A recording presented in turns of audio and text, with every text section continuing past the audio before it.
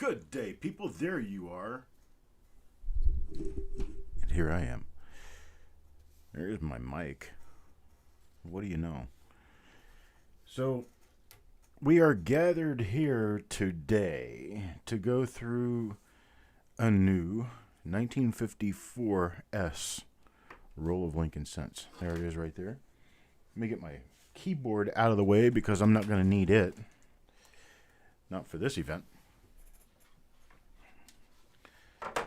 Grab my happy tray that catches all the happy coins.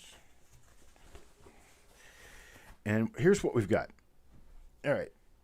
So I told you guys I'm always full of surprises. It doesn't matter what, right? Oops, I dropped one. Sorry. All right. So we've got 50 names here. Just like usual, we've got 50 names. And we have one for the wrapper, even though the wrapper is just a red wrapper and it says 1954S on it. I figure, well, it's free, so somebody will take it. And we also have, check this out. We have 1, 2, 3, 4, 5, 6, 7 special spots for our Christmas roll. We're going to be doing a roll closer to Christmas, closer than we are now, and this represents 7 free spots in that roll. 7 free spots in that roll. They're going to be drawn just like you would draw anything else during one of these. Every time I draw one of these, the person whose name I drew before this gets that spot. I'm not going to tell you what it is because, well, it's Christmas. Santa Claus is going to bring it. So we got 7 of those special spots. I want to mix in with the rest here. And we are going to give them away during this broadcast. And there goes our roll, wrapper. And mix them in. And we're going to start working on trying to peel apart our roll of 1954 Lincoln cents. That's amazing. This thing has been wrapped like this for 14 years prior to my birth. Amazing, considering how old I am already, huh? All right, there's one side of it. Let's see. One side or the other is always going to give me problems, and it's going to be this one today. Pick, pick, pick, pick, pick. And I have looked up 1954 on various websites to see what we should expect to be able to find. And I want to go over that real quickly with you guys prior to actually going through the roll, so we can all be abreast of what we're looking for before we get into it. So, there's our coins right there. They're nice and shiny. There's my wrapper right there. So what I'm going to do is I'm not going to be able to see you guys for a little while here because we're going to go to my friend James Wiles' website. We're going to go to Variety Vista and take a look at the double die listings for 1954 Lincoln cents. And I'm going to bring it up on my screen.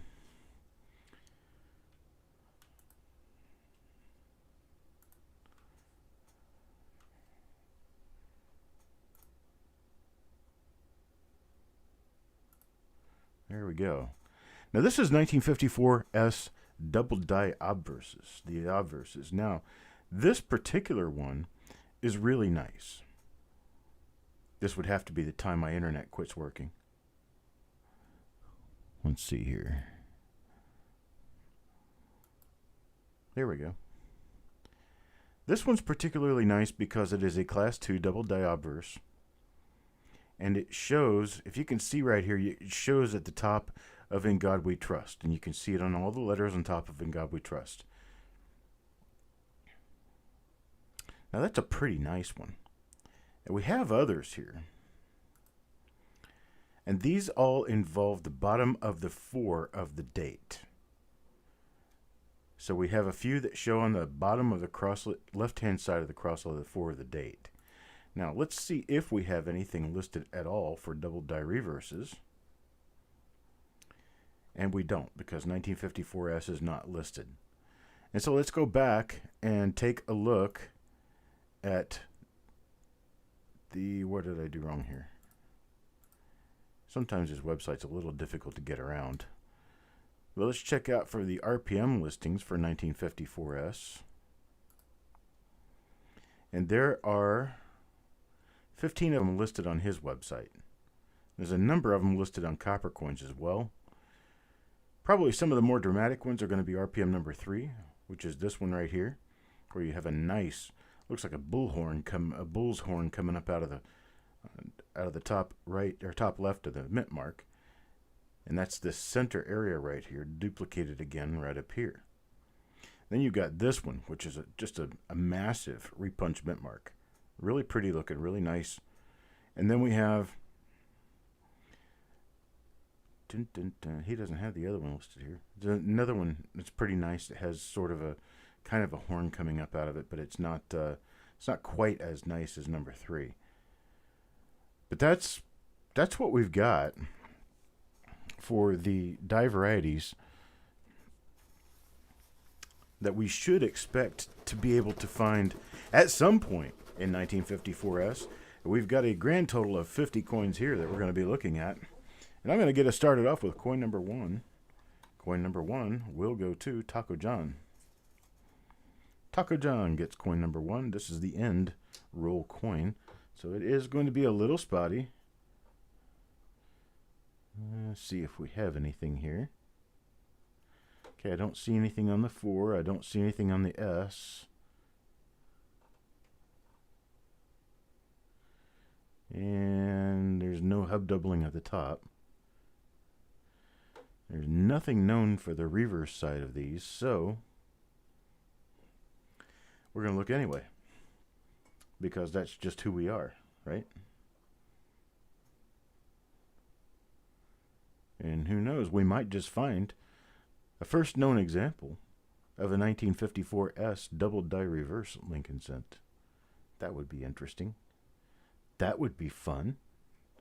Okay, so far we have nothing that is a normal coin for Taco John. Brush all the crappity crap off the front of the coin that came at the end of the roll there. And there's one for Taco John. All right. Hello, Money Maniacs. Bill Betts, Paul Hampton, J.O.B., hey, Joe McBride, Nate Flint, Super Silverman. I see a lot of people I haven't seen before at the auctions. And Adam Kazaras, Joe McBride, let's see, Majestic Sounds of Coins. Glad to see you guys here. Mr. Dowdle, James Dowdle will get the next coin in the roll. This is coin number 2. And let's see if we find anything on this one.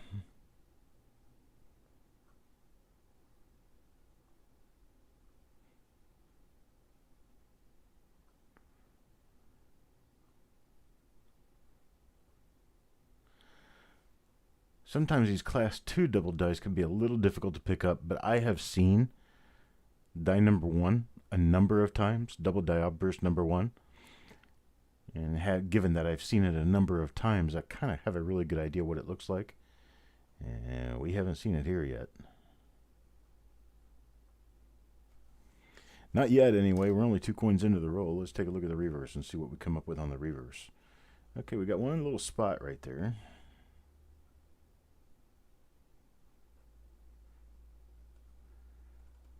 Okay. Nothing up in this direction. Nothing around the center. Nothing in the lower periphery of the design. Okay. So we have one for Mr. Dowdle here. Some pretty nice coins. Not bad at all for BU 1954S.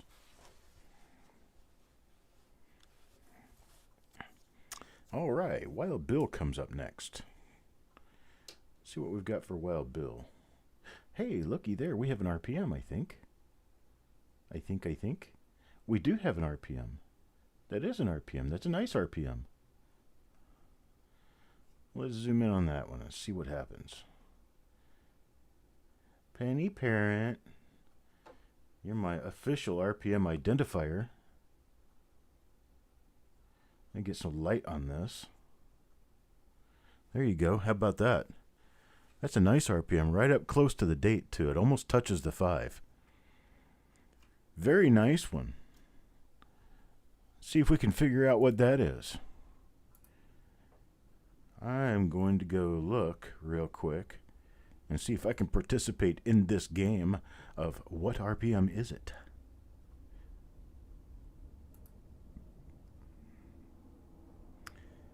I am thinking number 5, and I was thinking number 5 before I even started looking.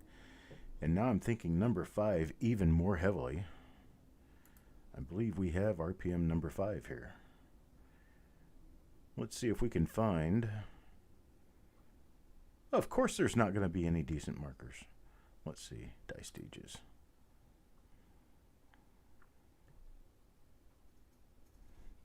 Says there's a die chip in the right wheat grains on these. So let's back up a little bit here.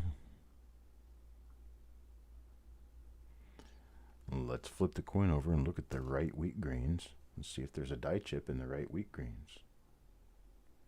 Right wheat grains. That's not easy to say. I'm not seeing anything at present, but it could be an earlier die state. It also says there's a die chip in the left wheat grains. Well, there is a die chip right there at the top left wheat grain. The top of the left wheat grain, there is a die chip. Let's see what else we have on the reverse.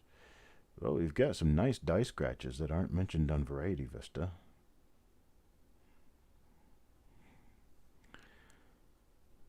So I do believe we have number 5 here. Hello, Adam.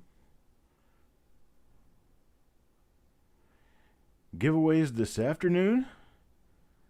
Well, of course I'm going to be doing giveaways this afternoon.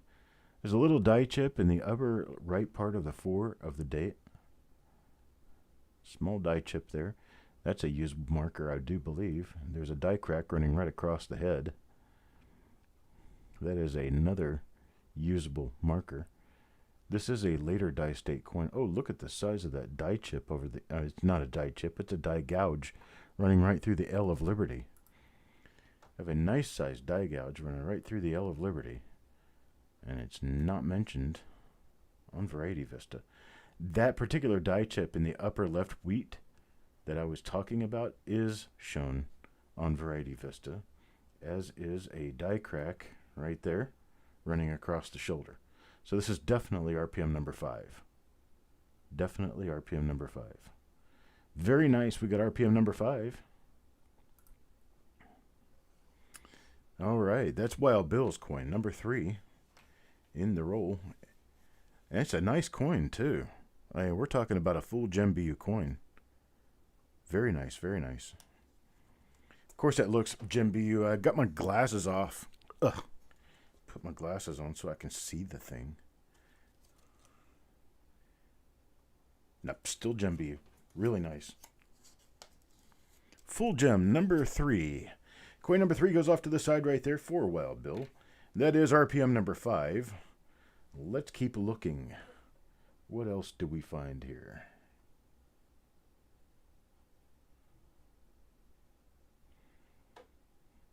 If only these were nickels, we'd be looking for an S over D, huh?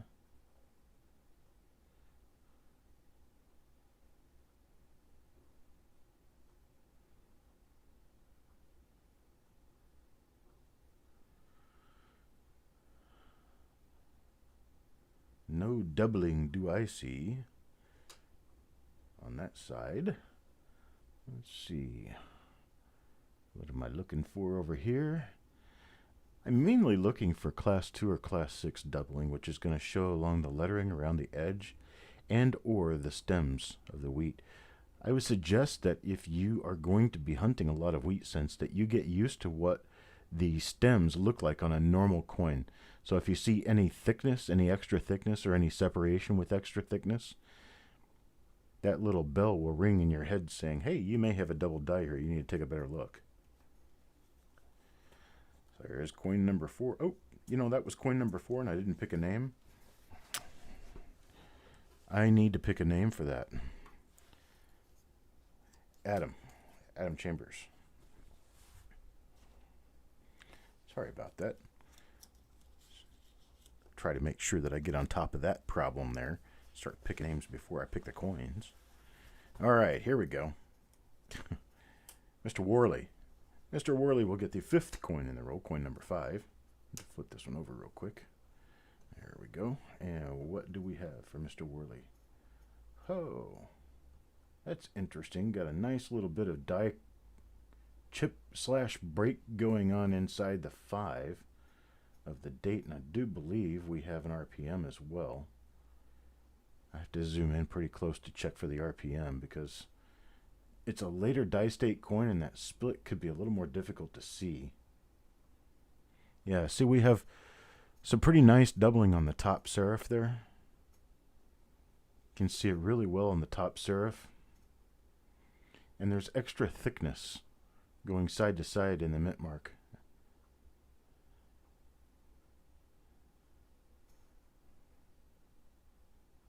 Let's see here. There we go. Pull it back over to the mint mark and we'll take a look and we'll see what we can find with regard to this particular die. See if I can find anything here that looks like this RPM. Let's see. Could be looking at a number 12. Could this be number 12? Probably not. Let's see. I'll have to back out to do a marker check. Marker check. And ladies and gentlemen, please fasten your seatbelts and pull your tray tables to the full upright position. And we will take a look around on this coin. Wow, we have a nearly busted out piece in the skull there. We have a very late die state coin. This thing's just about worn to a frazzle. Let's see here. I don't think that's number 12 at all. Let me get it straight up and down so it's easier to see what's going on with regard to the position of the mint mark specifically.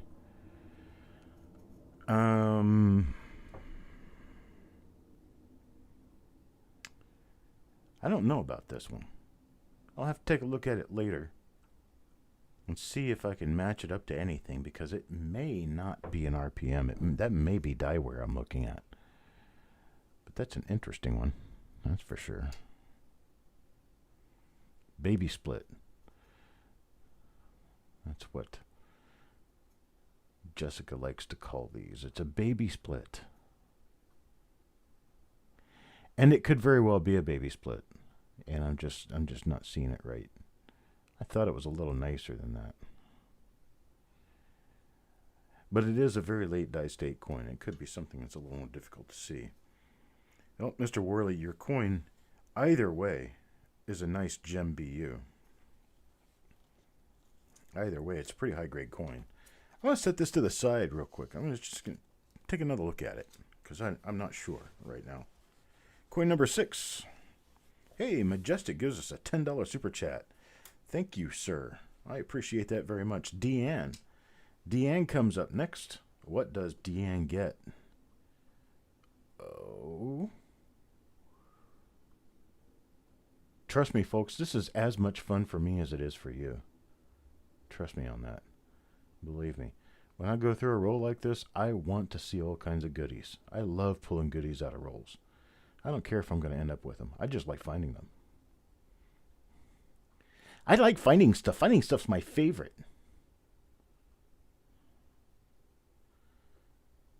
What is that?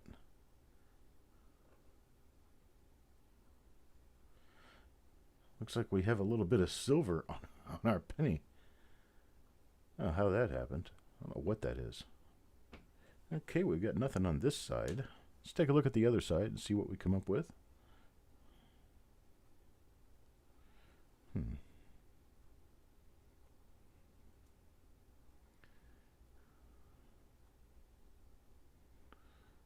Nothing there, boys and girls. I did find an RPM number 5. It's coin number 3 in the roll, and we're currently on coin number 6, getting ready to move to coin number 7. So you haven't missed a whole lot. Coin number 7 goes to Mr. Stanley. Let's see if we can find an RPM before Majestic's Super Chat runs off the screen.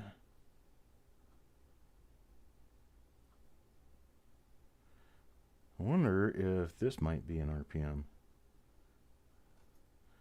A little rough around the edges there, but we're going to take a closer look at it here in a minute. This one is a later dice date coin as well. It's not the same as the last one we looked at because all that breaking in the 5 is not there. Let's zoom in on this one. Let's get a little bit better look at the mint mark itself. A die crack on the 9 there.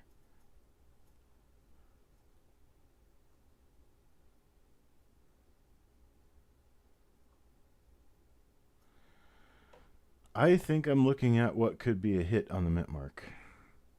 Unfortunately, I don't think this is a repunch mint mark, so let's keep moving on.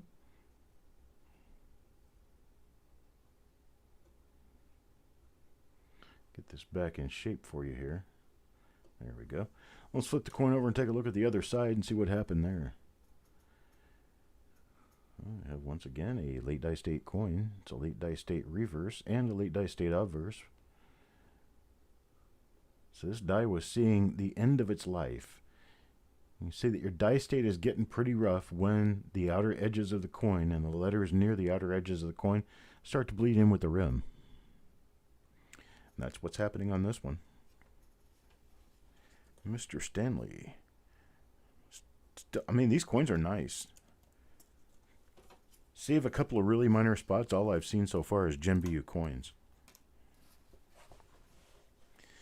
All right, next up. Haha! Mr. Stanley gets a free spot in our Christmas drawing.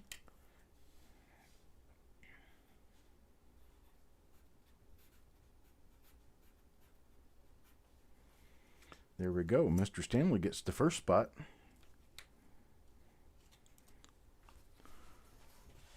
Bam.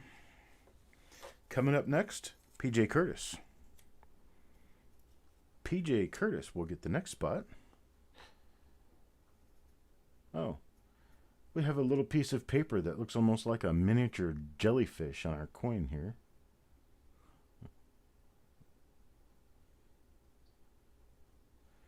Oh, I'm hearing Snorty coming. Here comes Snorty. Hey, Snorty, how you doing? Sir Snorts-a-lot is here. I have some grease-filled die areas on this. That's what those are. Those are shiny. It's just they're not showing up shiny in my lighting right now. But they're little grease spots. Which this is probably one of them that came off the die.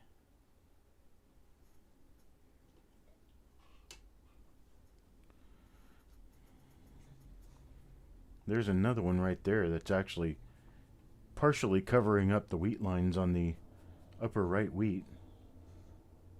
Bunch of little mottled spots of grease muck left over all around on this. There's a die break, a little die break in the upper left wheat lines. But we have no double die on this die. My little jellyfish came off. Where is he? There he is. There's my little jellyfish. He came off. We'll just get rid of him. Okay, PJ. Even though that coin looks rather ick underneath the scope, it looks pretty good when you're just looking at it. It's got a couple of spots that don't look so awfully wonderful, but overall, it's still a nice coin. Here, let me pull up my camera. I'm going to take a quick pic of this in the light so you guys can get a good look at what we're dealing with here.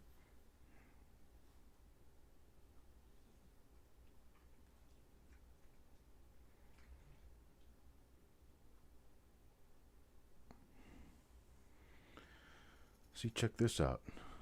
It's not bad, huh? Wait. There you go. Take a look at that. See, it's not bad at all. It's a nice full gem coin.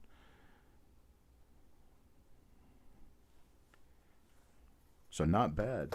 Hey, Taco John, Steven, how are you guys doing? Got PJ here on coin number 8. Coin number 9. Coin number 9 will go to Midnight Silver Run. Midnight Silver Run gets the next coin in the roll. And what do we have on the next coin in the roll? Well,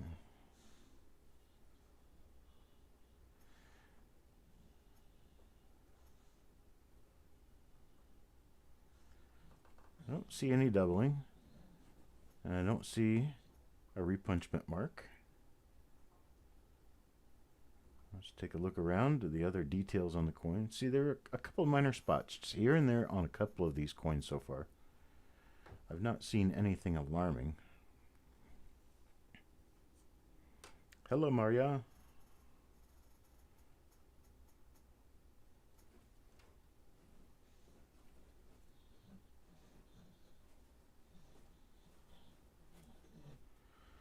Okay, got nothing on this one. It is a nice coin, though. Midnight Silver Run. Coin number 10. We'll also go to Midnight Silver Run.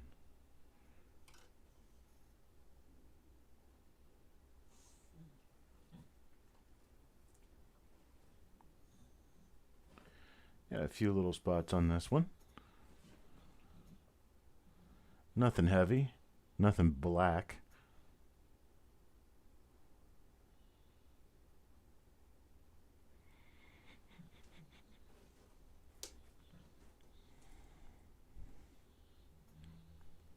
Can you see him?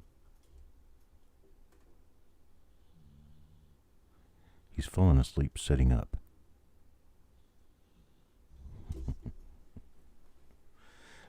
All right, there we go. That's our Sherman can for today. He's going to be snoring loudly here pretty soon. He was snoring pretty loudly when he was downstairs. Decided to come up and join me in the office, and, well, he's going to snore us out of here. But he's my buddy, and he likes snoring. Snoring's his favorite. No, that wasn't an eyelid. That was a spot. Taco John. Taco John here just in time to see a coin come up for him. And what do we have here? That's another one of those ones. I could see this one a lot better, but this is one of those ones with the big die break and the 5. And I don't see any sign of something that looks like an RPM on this one. So that last one's probably not an RPM. Oh, there's a BIE. Yay, we have a BIE, a buy die break. This happens, folks, because the areas in between the letters of Liberty are kind of weak spots in the die. And when the dies are overused, those areas tend to break out. And this was so named back in the 1950s before a lot of people really knew exactly what they were looking at on these. And they called it a buy die break because that little break between the B and the E looks like another I. So it's BIE is what they call it, the buy die break. There was actually a book published on these in 1972 called the Buy Handbook. since then, one has not been published. There are people working on cataloging these. You can see also that there is a die crack on the R, and there is a little die chip at the bottom of the T and another one at the bottom of the Y. So this die is about to fall apart, folks. Just about to fall apart. So that's a nice little buy. 54S Lincoln cent. I'd buy that for $1. Here we go. Here's a reverse. There's a big die break on the bottom of the T of cent. And we're probably going to run into at least one or two more little die chips somewhere around here. There's one right there. It's a die crack running through the top of the left wheat and a die break right at the very tip of the wheat line, or the top of the wheat line is the top area of the wheat lines there. So we got a very, very late die state coin. A very nice one though, because this has the buy error on it, and those typically sell for $5 to $10 a coin in this condition. This is a nice Gem BU. So Taco John gets himself a nice one there. Hello, sissy. One nice cut on the reverse. Okay, we'll keep a watch for that. Here's an Adams coin, coin number 12. Nice little die break and or die chip crack. I'm trying to say the word right. Nice little die crack inside the 9 of the date. We don't see anything else of mark on this except that it is a very late die state coin. Very late die state meaning the design is wearing completely away around the edge of the die, the area with the most molecular movement of the steel. It pancakes outward. As the pressure is applied onto the die, the molecules of steel on the surface of the die pancake outward.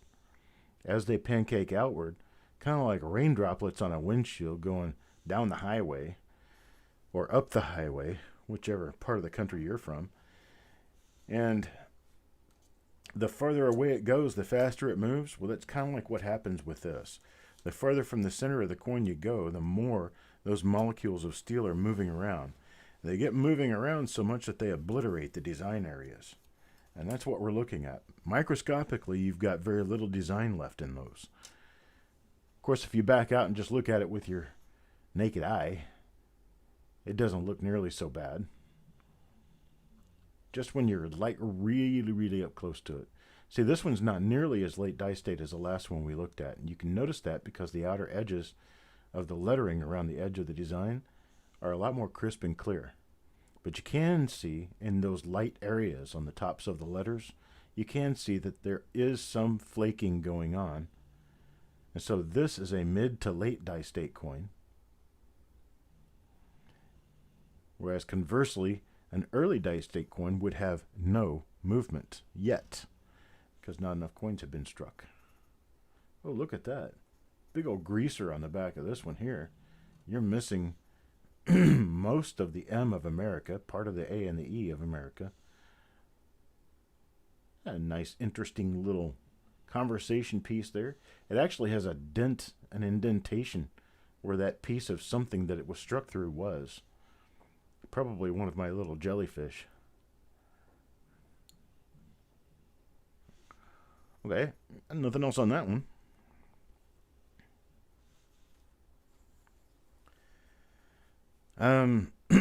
Adam, no, I really I've had no trouble finding RPMs on S-Mint coins. 54S is especially good at it. And that's one reason why I picked this roll to go through, is because I know that 54S contains a number of RPMs. Be watching the corners of your letters, especially the lower serif, because that's where you're going to find a decent number of the different RPMs first, is right there on that lower serif. I'm looking at the surface on this coin because when I picked it up and put it under the scope, it looked like it was a solid 66. And even with the little minor flaws that you can see here, you're looking at it at 50x. So given that you're looking at it at better than 50x, we're looking at something that's not visible under a 5x loop. Like these little things going on here, you're not going to see that when you're grading the coin.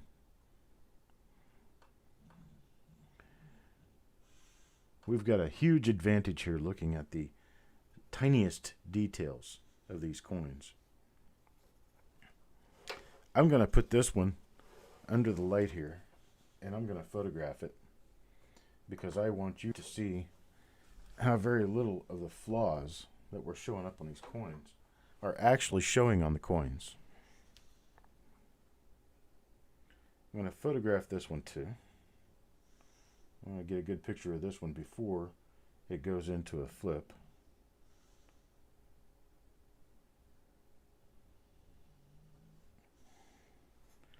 And I want you guys to look at this picture. I just photographed the coin we just looked at. Let me see if I can get it to focus. Maybe not.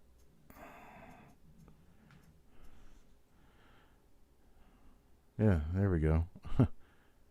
It's a very clean looking coin.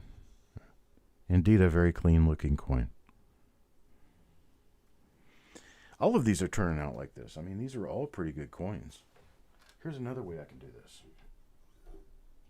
If I do that and do this,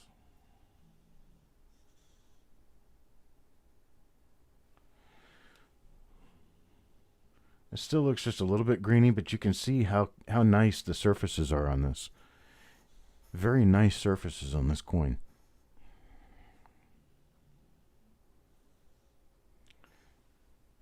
So I'm not at all disappointed with the quality of this roll. This is a very nice quality roll.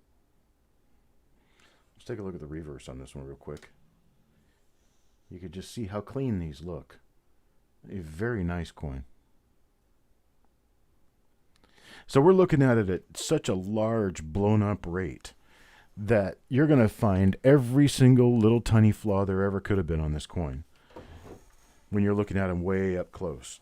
And that's why, I mean, you guys might be a little bit disappointed looking at these under the microscope and you think, wow, that's not such a wonderful coin. But you think about it, you're looking at everything a fly speck can see.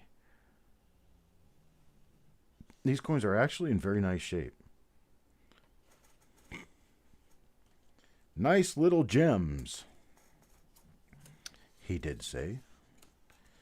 Let's look at the next coin just like this. But the first thing we're going to do is draw a name for it. Mr. Fletcher. Well, we're going to use you for 2 examples in a row.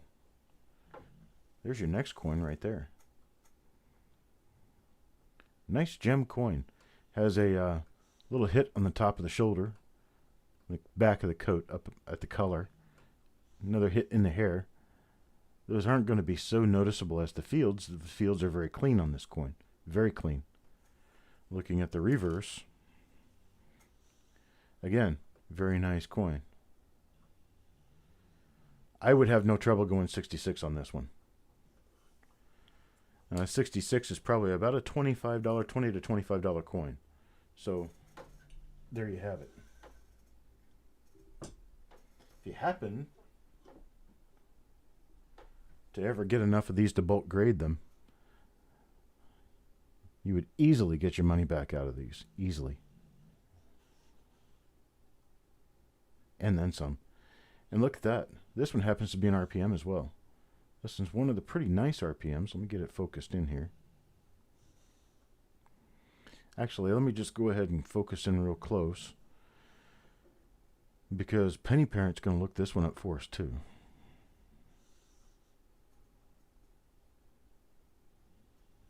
Let me get it focused here real quick and get it moved into place. You can see it on both serifs, on the top serif and the lower serif. There's like a division going straight through the middle of the serif. This isn't number 4, no. And you can see it appears on the inside of the curve, of the upper curve. Turn it around a little bit so you can see the inner curve there.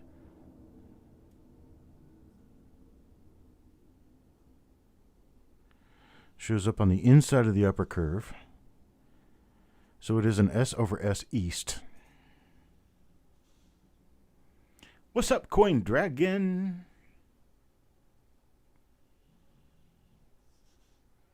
You stopped at your LCS? Did you tell him to join us on YouTube? And get him to come over and take a look at what's going on here. And then give me a call so they can sell me all their pennies. Oh, wait a minute. Never mind. Never mind. I don't want them to sell all their pennies to me because, well, you're still around.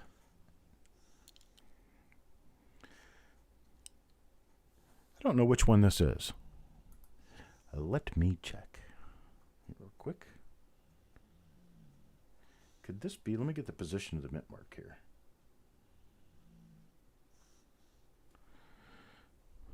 I'm thinking RPM 1, actually. I do believe this is RPM number 1.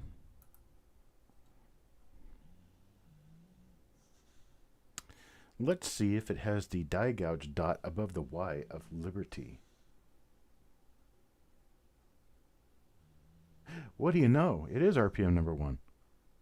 Wait, this isn't positioned in the right spot. Where is it? No, it isn't. It doesn't look like it's in the right spot. Let's zoom back out.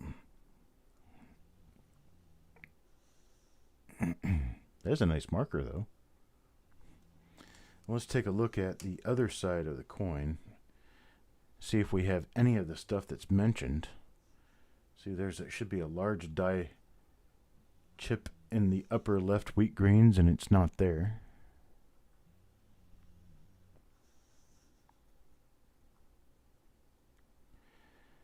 Our die dot over the Y is not in the right place. Do we have die cracks on the 1/9 of the date? We do. Well, it sure looks like it's die number 1.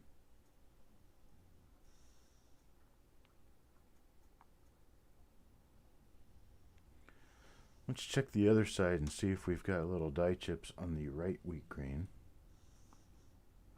We do. We've got a little crack outside the center of the S. And that matches up. There's the die crack up there. There's a die crack. If you look at the S and then you look to the upper right of the S along the outside edge of the right wheat in the greens out there, that is a marker for this die. This is a changed reverse die, I do believe. And there should be a smaller die chip. It's kind of there. You can see it. Smaller die chip in the upper left wheat grains. There should be a die chip on the T. Okay, there is a die chip on the T. I do believe this is RPM number 1. We'll have to take a better look at it later, but I do believe I found it as RPM number 1. It is one of only 2 listed, 3, 4, 5, 6, 7 listed that are east. But it is a nice RPM nonetheless. So let me go ahead and put this one in here and set it off to the side. Mr. Fletcher gets himself a nice RPM. And I'll take a look for it later. Yeah, Sherman, I tell you what, it is nice, isn't it? Sherman had to wake up long enough to tell us he liked it. Okay, well, this is the next coin. We don't have an RPM on this one, but I need to find out who it belongs to. It's going to be Steve Elliott. This one has a few spots on it. Wee bitty of a spotty coin.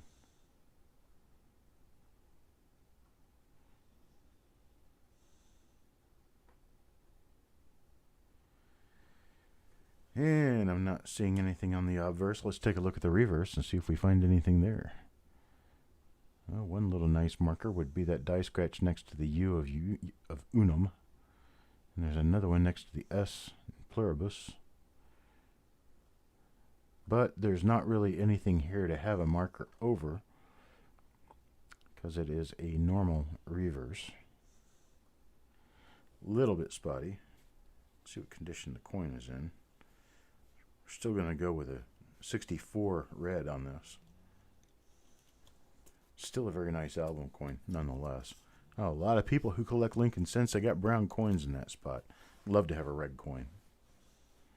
Especially one came fresh out of a roll. Mr. Worley. Let's take a look at Mr. Worley's coin. Oh, we're upside down, but we can still see it's an RPM number 5. That is an RPM number 5 right there.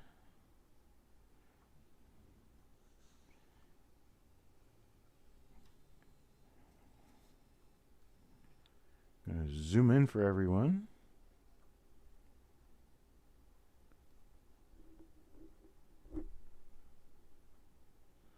Doom, doom, doom. There it is. Ooh, let me get it so focused. There we go. That's RPM number 5.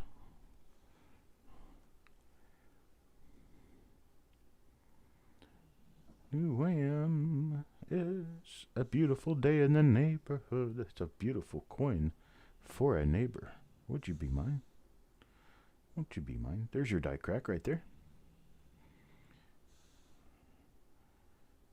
Later die state coin, but still a really nice RPM. RPM number 5. Okay, let's take a look at the reverse on this one real quick. See if we have anything particular of note that needs to be assessed, described, or spoken about. And we don't really have anything there.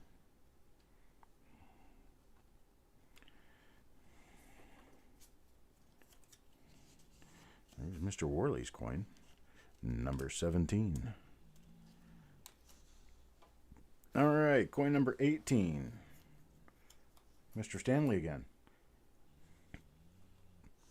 Mr. Stanley will get coin number 18. Oh, wait a minute. Mr. Worley's coin was an RPM number 5. So I'll put it in the RPM 5 stack.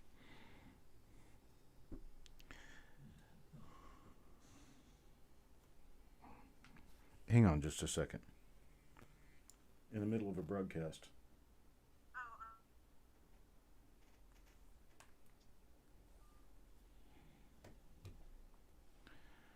Nice large die break in there in the 9.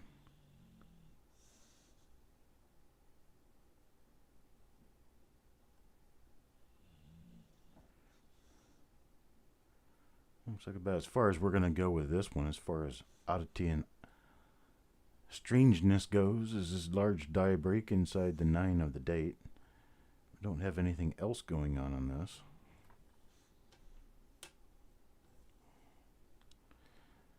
Let's see the reverse. Nothing real big on the reverse either. We do have a nice coin though. It's a die crack, die chip and crack right there on the T. There's another piece of that silver stuff, whatever that is. Right on the O of 1. Interesting. Or as my brother would say, interesting. Can't see that without magnification. Alright, let's see, next will be Mr. Dowdle. What we got for you, James? Let's see here, get this focused in just a little bit better.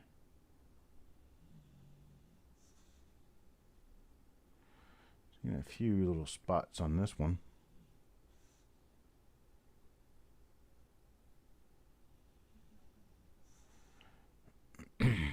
Nice die crack there.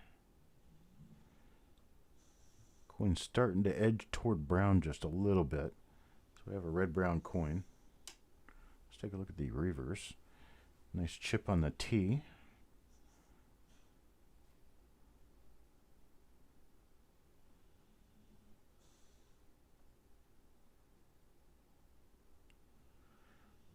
Nothing else do I see on this one. So that's coin 19 for Mr. Dowdle. Let's move on. Paul Hampton. Paul Hampton. This is a nice red coin here I can see.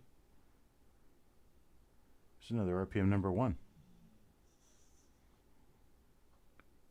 If it is RPM number 1, but we do still have the same dot above the Y.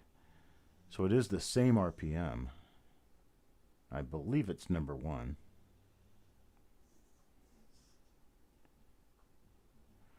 Hey, Paul, you dropped in just in time to see that you just got an RPM. See the upper serif there? Oops. Let me get this in better direction of light here. You know, if I dim it way down, you can see the split in the center of the serif. Right there. That's RPM number 1, I do believe.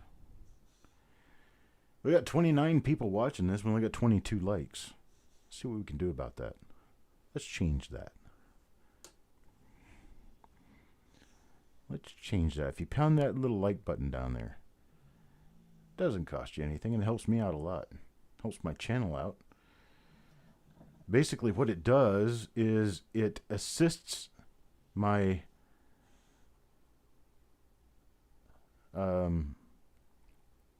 I'm trying to figure out the analytics. Yes, the analytics for how they determine monetization of a channel and the commercials that you see on the channel. The more people who like the videos and the more people who watch the videos, the better off I am in the eyes of YouTube. Because YouTube sees the content of the video as being worthy content of putting in its search engine for people to watch. That way we find more people to watch the videos, more people to join us in our streams.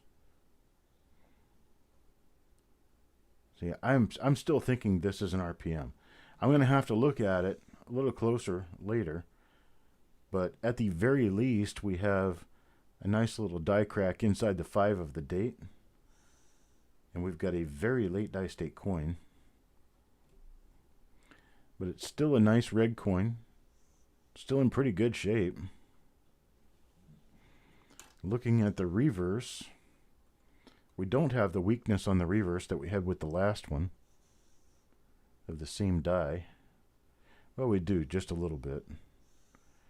Wheat lines are starting to wear off, and the wheat greens are all blending together on the left side.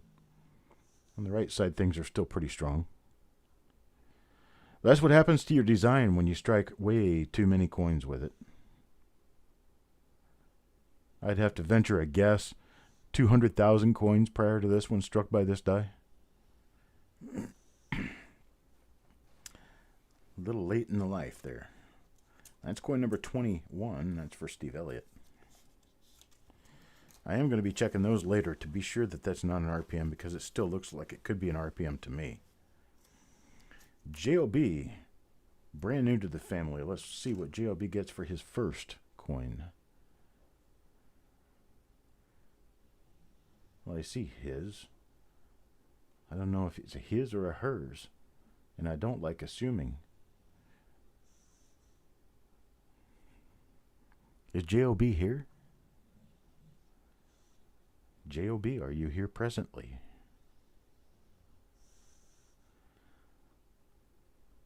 His. Got it, thank you. We got nothing going on here right now. Paul, that's right. You only got one coin in the roll and you ended up with an RPM. How lucky can you be, brother? That was good. I like that one. Let's see. What do we have going on the reverse on JOB's coin?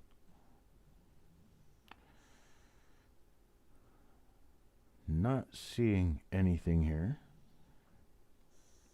Late die state. Know that much. It is a nice coin. There aren't a lot of marks on this coin. Let me take a look at it and grade it for you. This is a 66. That's a really nice coin.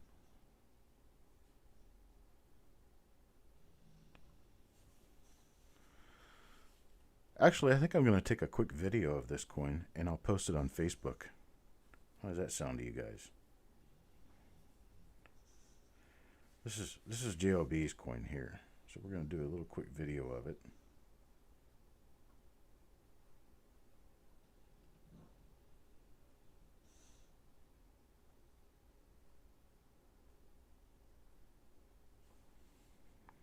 Nope. We have to be on video mode to get a video. Sorry, folks. There we go. Now we're on video mode.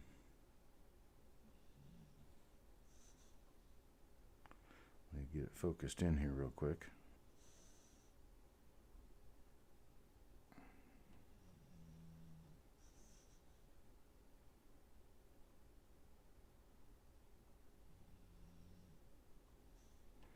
Okay. So it looks like I got a video of it. I think I got a video of it. And so we'll have to take a look at it later on Facebook. Yay! All right, coin number 23. Coin number 23, and we're almost... Oh, there's JOB's Christmas right there. JOB. Here's our next Christmas drawing winner. Congrats. Die state doesn't always necessarily factor into the grade, but die state can affect the grade simply because a later die state coin may not have the detail that an earlier die state coin does, thus giving us the appearance of wear that will discount the grade of the coin.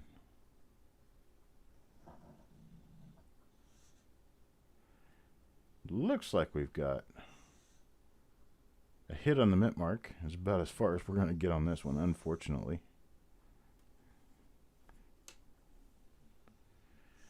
And what do we have on the reverse?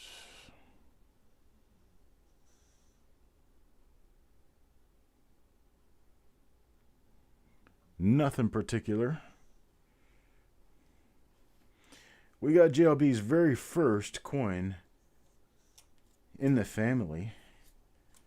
Kind of like photographing your kid's first haircut. We got JLB's first coin.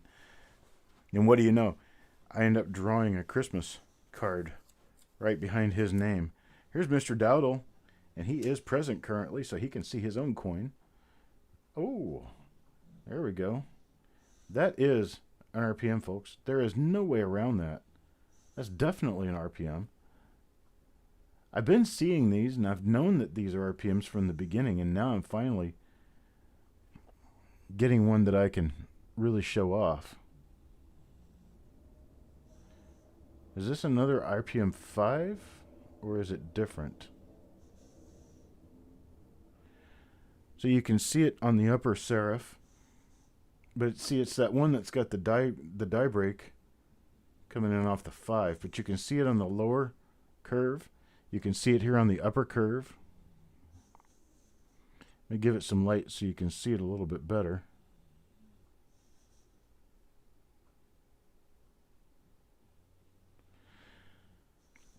I don't think this is RPM number 5, though. Because if it were RPM number 5, I would think that you would see that as a marker in the later die states, and it's simply not in there as a marker at all. So this has to be a different die. And I don't know which one right off. I would be aiming toward number 5, but it doesn't look like the markers are going to match up for us. Could it be a number 12? No, not number 12. Whatever it is, we're going to have that break in the 5 as a pretty prominent part of the markers. And I don't see anything right now that has that as a marker.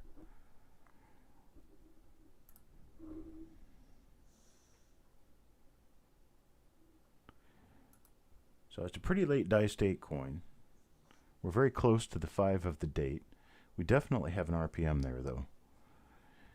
It looks like 53S number 7, but this isn't a 53S.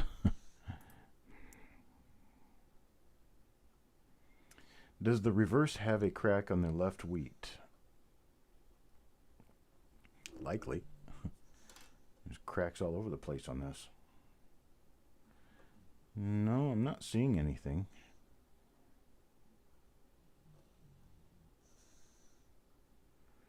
Not seeing anything on there. Hello, Kelly.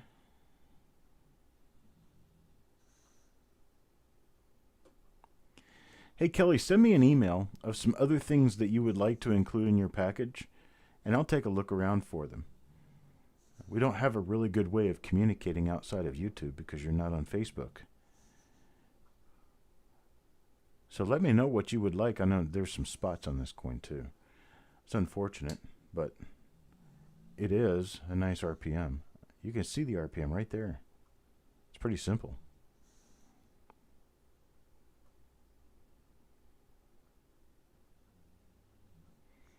That's another part of the die crack. What's hanging off the 5. That's a die crack going from the center of the 5 down to the mint mark.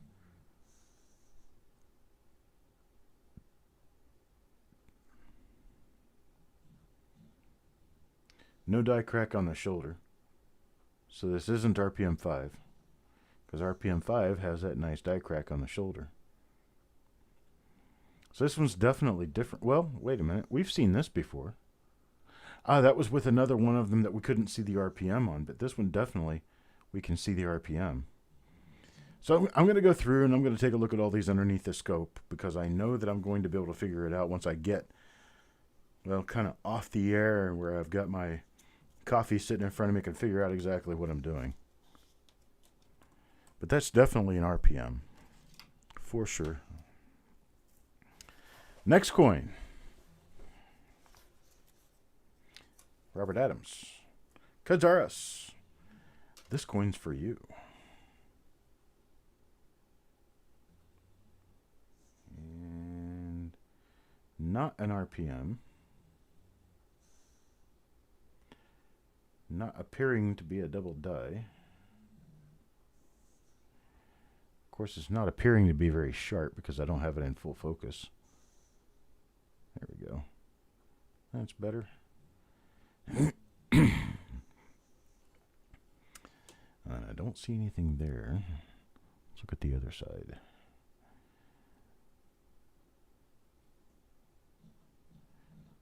Not seeing anything on the reverse side either.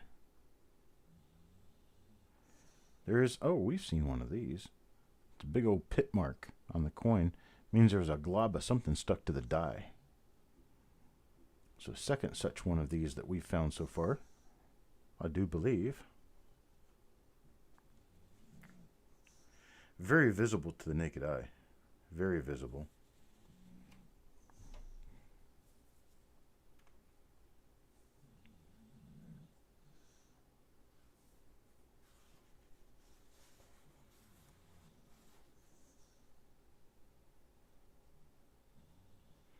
Nope, don't want to take a picture myself.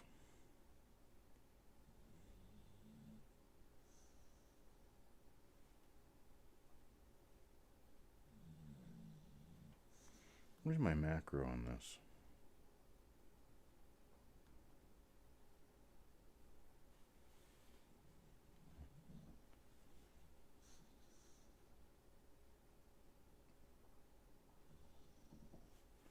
Here, take a look at this.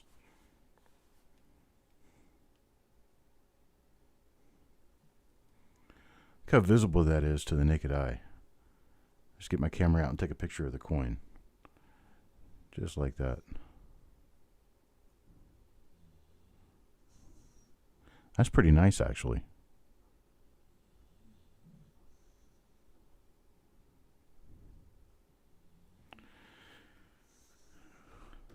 Punch shoulders? What are we talking about? Oh, punch shoulders meaning for the mint mark punch?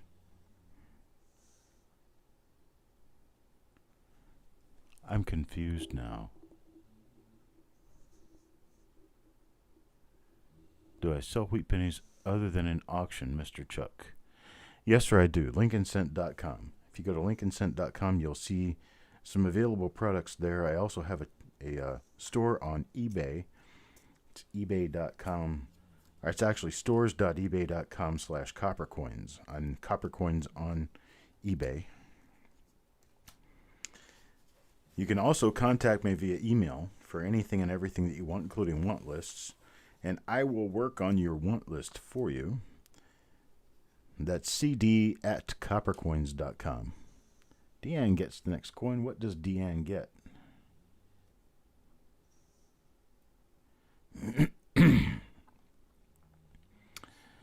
So Coppercoins on eBay. I don't have a whole lot listed there anymore. I pulled a lot of the products from eBay. Fees are getting too high. There's eBay, and then there's LincolnCent.com. LincolnCent.com is my store online. Okay, turn the light down just a little bit. Turn the light down low. I know, I'm old. Just a little die dot there. Alright. Got nothing going on there. That's for Deanne. Deanne. Next coin will go to Wild Bill. Wild Bill gets coin number 27 in the roll. Coin number 27 for Wild Bill.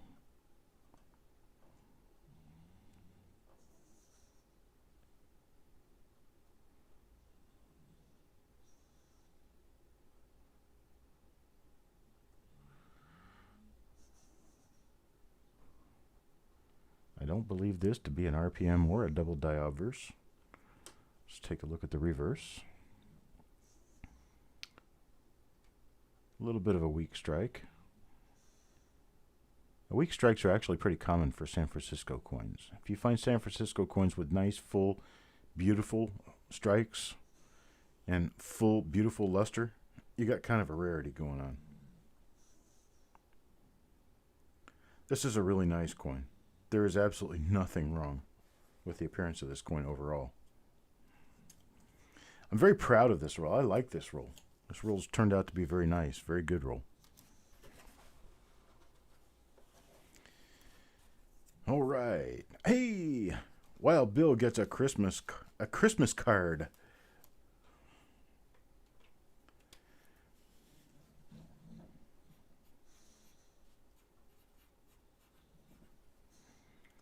Wild Bill. I'll explain at the end. I will explain again at the end. Deanne gets our next coin. Let's see if Deanne gets a better coin this time, as in RPM-ish, maybe? Oh. This one's got a bunch of grease on it. Not on the coin, but it was on the die. That's why there's a bunch of, looks like little pits all over the coin. Those little pits are caused by die sitting, or by grease sitting on top of the die while the coin's being minted.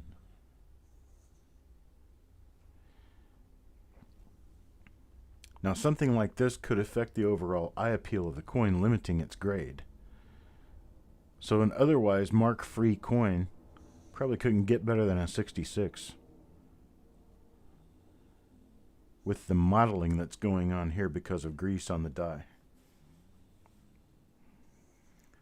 Which this coin, I'm going to say 65 or 66. It's a nice coin. There's nothing wrong with it. It's just not as cute as it could be. Hey, looky there. Deanne gets the roll, the wrapper. Wrapper.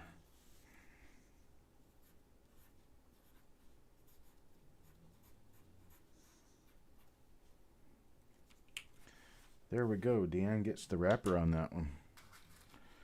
And here it is, the 1954S wrapper, and we're going to throw Deanne's name right inside there. There we go. Robert Adams. Robert Adams gets the next coin in the roll.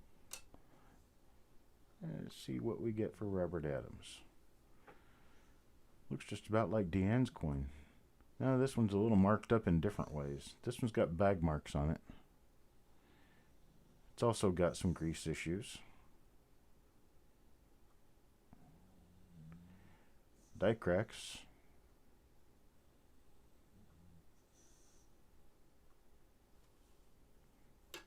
Let's look at the other side. And we have no doubling on this side. Is this another one of the ones with the big dent in it? No, it's not. But it is, it's got a lot of weakness in the AM of America. Somewhat weakly struck. But still a decent BU 1954S Lincoln set.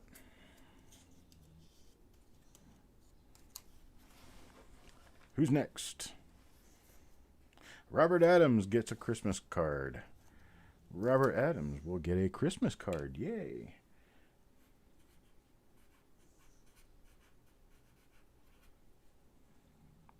There we go, Robert Adams. We're gonna have a lot of Christmas cards here toward the end because we've got 3 left in here. We had a total of 7 put in there. Levels of Madness gets the next coin in the roll. Levels of Madness will see an RPM. This is RPM. It's going to be the same. Yeah, looks like it's RPM number 1. That's what I think I'm seeing here. RPM number 1. So there we go. Little dot below the Liberty. Otherwise, a nice clean looking obverse. Let's look at the reverse and see what we see on the reverse. There's a little speck right there.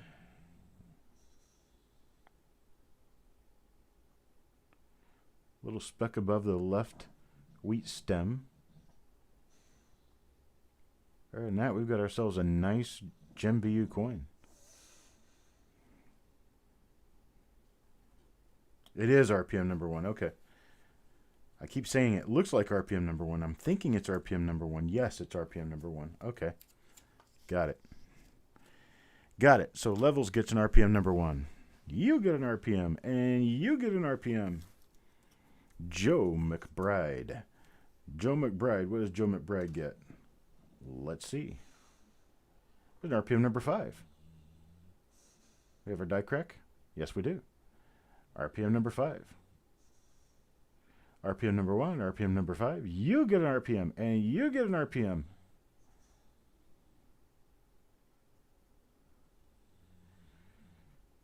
Makes me want to buy into my own rolls. I like this one. RPM 5 is a pretty RPM. I like it. A few little spots on the reverse here and there. Not a bad coin overall.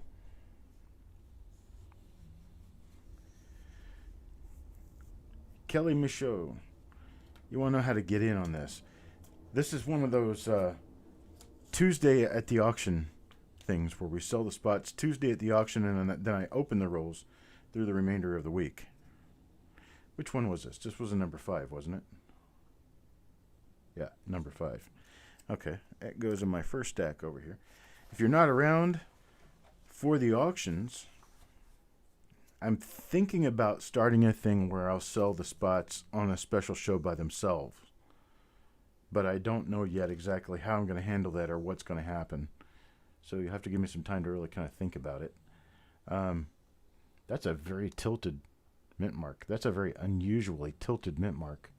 Let me make it level. There, now the mint mark is level. Look at the date. That's kind of cool. It's not, I mean, it doesn't really mean anything, but it's cool. It's pretty. I like it. Not going to call it cute, because it's only cute if it has value, but it's pretty.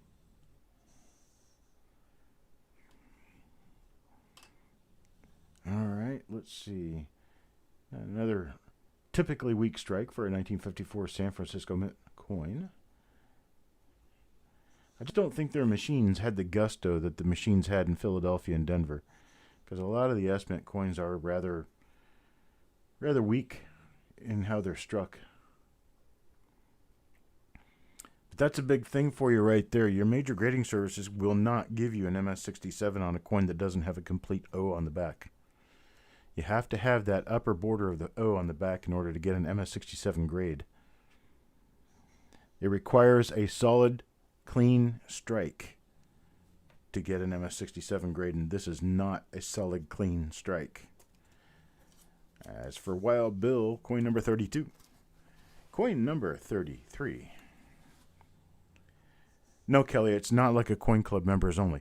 It's a thing where if you are there during the auction so that you can order and pay for a spot in the coin, a coin reveals, on the coin roll reveals, then you get in on this show with your name.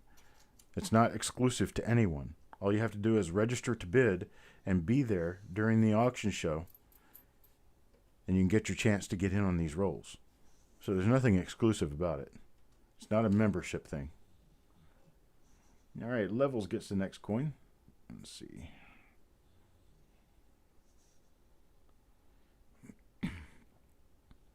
Wow, look at those die scratches. Man, like somebody keyed the die. That's huge. If I probably, yep, I can see those all the way over here. I'm 3 feet away, full arm's length away, and I can see those die scratches. Yep, all you have to be is present during the auction. When I call out, these things sell out inside of 20 seconds. Every time I call one of these rolls and bring it up for sale, and people start buying the spots, we've got them filled up. We've got enough for 2 or 3 rolls, but we only do them 1 roll at a time. We get enough people come in for 2 or 3 rolls. It's a Freddy Krueger coin. There you go. Steve Elliott. And I do the best I can to make sure that everyone gets an opportunity. This is an RPM number 5. Another RPM number 5, and right there is our die crack. And there's a huge die gouge running through the L of Liberty. That'll be included as a marker, which I do not believe Variety Vista even mentions.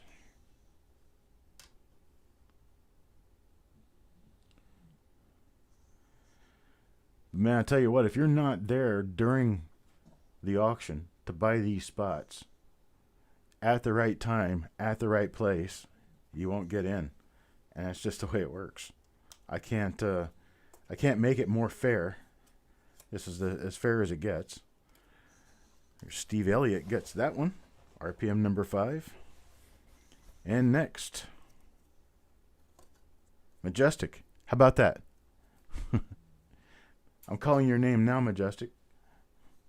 I don't know, how many spots did you get? I think you got 3 names. Three spots, right? Okay, let's see what Majestic's coin looks like.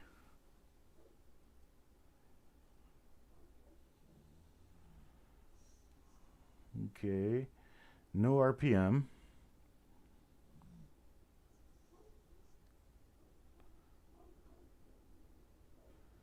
It's not a double die either. There's a little bit of a lamination issue going on here. It's not peeled off, but it's a little different, a little separated. Runs up into the center of the head. And on the reverse, huge die gouge right there between the P and the L of pluribus. Nothing else on this one. That's coin number 35. Coin number 35 belongs to Majestic.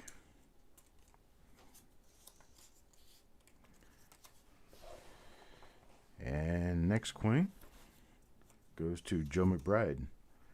Joe McBride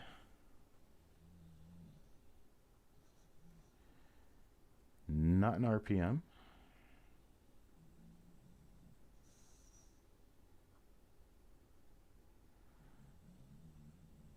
No hub doubling on this one, on the obverse. Let's take a look at the reverse. Whoa, what is that? That's really weird. I might have to take a better look at this. I have no idea what that is specifically. That's cut into the coin. It was done during the strike. It looks like it was electrical in nature because it looks like it has burn marks around it. That is weird. I have no idea what that is. We may get another sign of it somewhere else on here and see if we find anything else on here that may give us a clue. This is going to be one I'm going to have to ask other people about because I don't know what that is. That was done during the strike, because you can tell there's no flanges around the mark. That's definitely a cavity in the coin. You can see it up in the rim. I wonder if it continues onto the edge of the coin. Let me see. I'm not going to be able to do this using the camera. I can definitely see this. This is very obvious to the naked eye. It doesn't wrap on around the edge of the coin. And it's not visible on the opposite side of the coin, which would be the R in trust. It's pretty much exactly where this is, the R or the U in trust. I don't know what that is.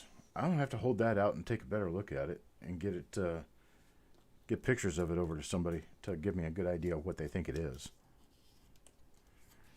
All right, that's Joe McBride. And next, JLB. JLB gets another coin. Let's see what is on JLB's other coin.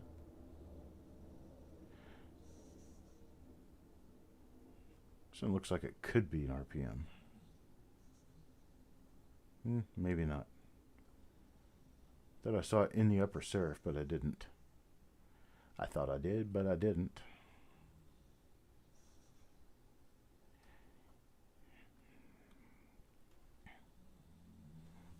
Okay, nothing on the obverse on that one.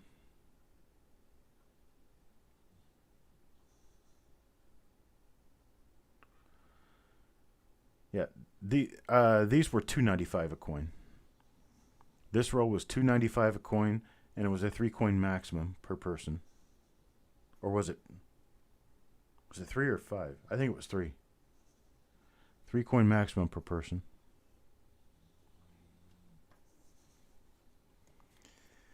And at $2.95 for 3 coins per person maximum, this roll still sold out inside of 10-15 seconds.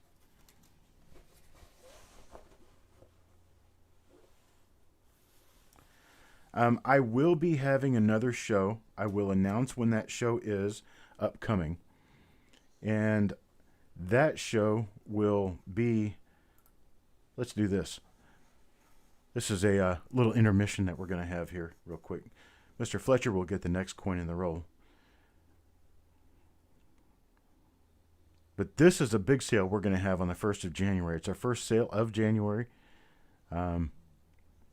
The normal auction day would be New Year's Eve. So we're not going to do that. We're going to wait until New Year's Day. We're going to start at 3 p.m. Eastern Time. Everything in this auction starts at $1 per coin. $1 per coin. I'm going to have a lot of good stuff. We're going to have things with values between $5 and $50, and it's all going to start at $1 per coin. We're going to have some mint sets. We're going to have maybe a few proof sets. We're going to have a lot of Lincoln cents. We're going to have some nickels. We're going to have all kinds of stuff. And so that's going to be the 1st of January. On a Wednesday, 1st of January 2020 at 3 p.m. Bring in your 2020 Coppercoin style, and we can do it together. It's a huge sales event. Everything starts at $1. It's going to run from 3 o'clock till probably about 6 or 7 p.m. It's going to be a 3 to 4 hour auction because it's going to have a lot of stuff. There'll be a lot of stuff there. Now, let me tell you about something else that's upcoming. It's going to be here in a few days. We're going to do a show that is going to be nothing but a drawing for roll reveals. It's going to be a sale of roll reveals, and it's coming up. Here's a RPM number 1. A little bit chewed up, but it is an RPM number 1. And this one's for Mr. Fletcher. I'm planning on doing this show Monday or Tuesday of this coming week. I will give you a full rundown on Facebook, and I will announce it on YouTube as well when this next show is coming up. We're going to do roll reveals, 2 weeks worth of roll reveals. So I'm going to have about 8 rolls that I will be doing through the Christmas week. And since I'm not doing a regular auction during that period of time, we'll just do some roll reveals instead. And then I'll be preparing for the big show, the big auction, coming up on the 1st of January. Here's Majestic again. Hope you're around, brother. I know you're at work, but let's see if you can come around and take a look at this. This one is a normal obverse by all appearances so far. Turn that light down just a little bit. It's a little hairy. There we go. Much better for lighting. Okay. See you around, PJ. It's bowling night, huh? Well, strike out a lot. That's an interesting little issue going on. This is a second coin that's had some sort of an issue in that same spot. This looks like die scraping or something. Jeff, I did get your email, and I meant to reply to it and forgot to. I appreciate that. Thank you for your update. Got your big package. So did you have to use a crowbar to get it open? I'll tell you what, it's a long time coming. I've developed ways of packing things to make it so that the post office doesn't destroy them, because the post office has gotten very good at destroying everything. What may be RPM number 3? We talking about this one?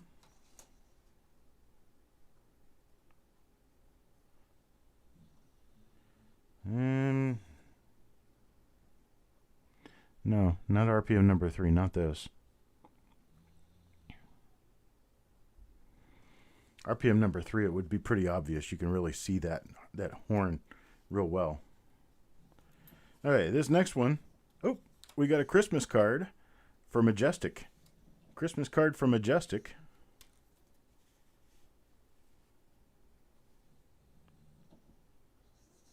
Okay, yes, I will be sending an email as well.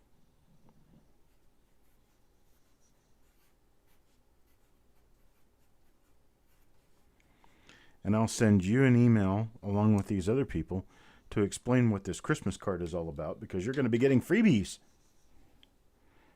You're going to be getting freebies. Yay. We got another Christmas card for Majestic. 2 Christmas cards for Majestic.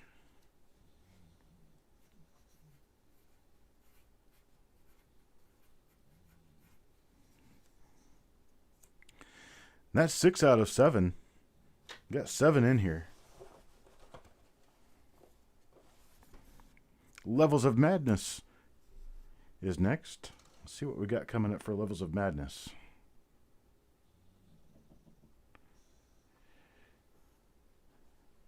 Nice little coin, but it does not appear to be an RPM.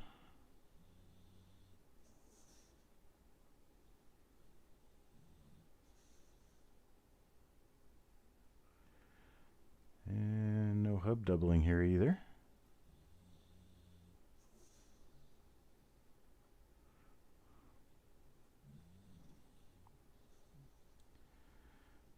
Okay, so we have a normal coin on the obverse.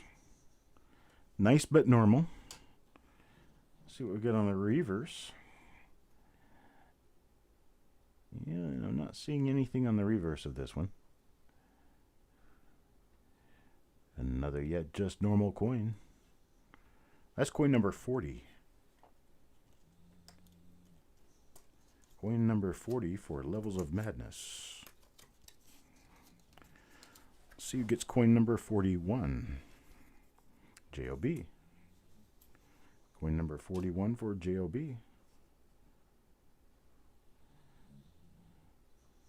And we have a normal coin, no RPM on this one. Looks like no hub doubling on this one either.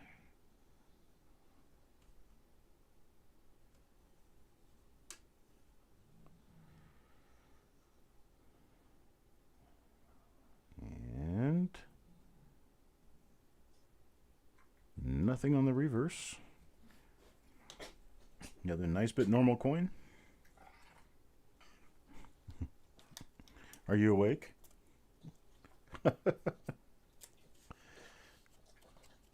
He sits up and starts snorting. Hey, buddy.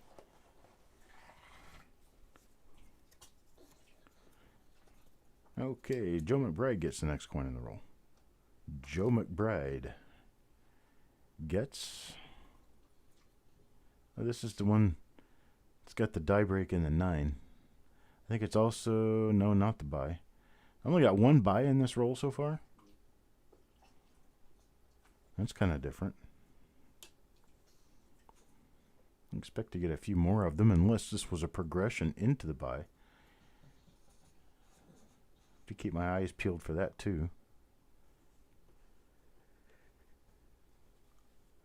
Nothing else on that coin.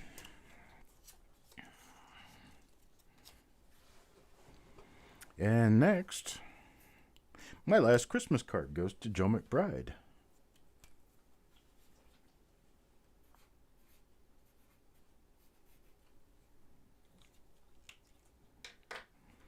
There we go. 1, 2, 3, 4, 5, 6, 7. We get all 7 of them accounted for now. We've got the wrapper accounted for, so all we're doing now is coins for the remainder of the roll. Midnight.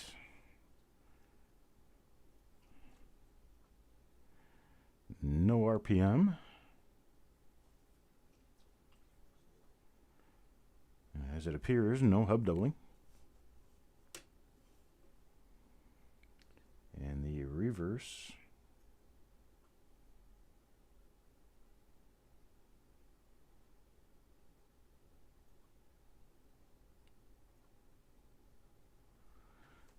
Nothing there.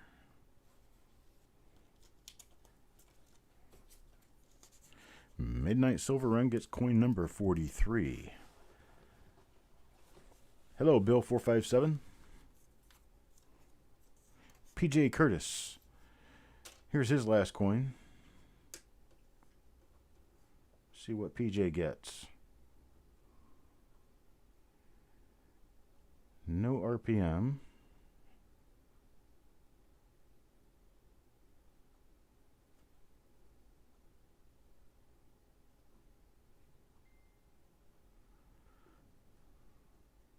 No double die obverse. Yeah, very late die state reverse. No doubling on the reverse. We have a normal coin for PJ Curtis, coin number 44.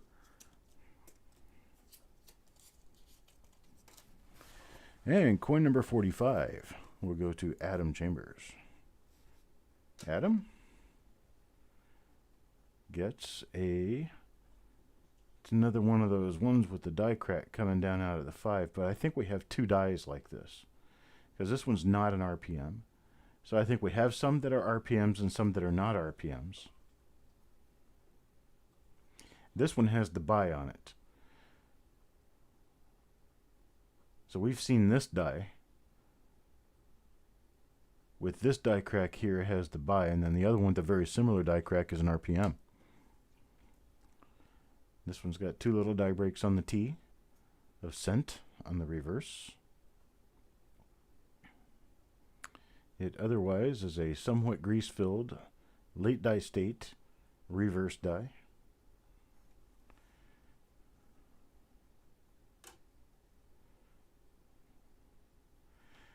You think the one that has the RPM and the crack inside the 5 is an RPM 16? 1mm 16? Which would mean it's probably not listed by Variety Vista at all. Have to do a good check-in on that. That was lucky for Adam, wasn't it? Taco J, here we go. Taco J, this one's for you. No RPM.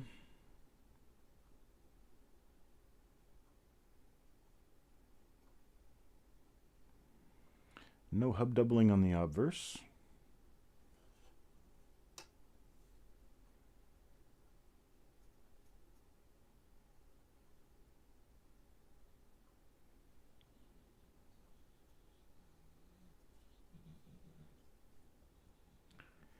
And nothing on the reverse. And that's coin number 46, Taco J. Coin number 47 will go to Mr. Worley. Flip that over wrong. It's got the filling in the 9.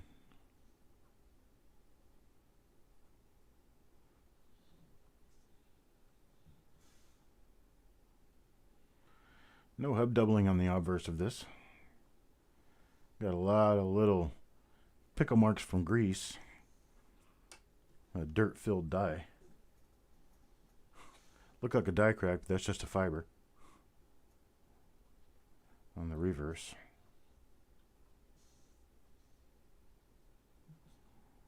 And nothing else with this particular coin. So that's coin number 47, Mr. Worley. Number 48 will go to Robert Adams again. There's Robert Adams, coin number 48.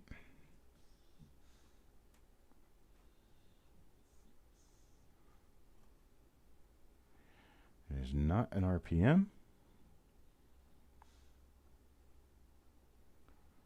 Does not appear to be hub doubling. Does have a few of those grease-filled die spots.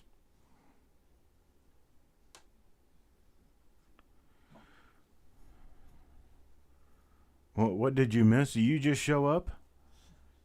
We got a lot of RPMs going on here. Looks like probably at 12, 14 RPMs altogether. 3 different distinct dies and one that's indistinct, and we may have to add to that list. This one's got some grease in the die. We've had a number of weaker strike coins. We've had later die state coins. We've had grease-filled die coins.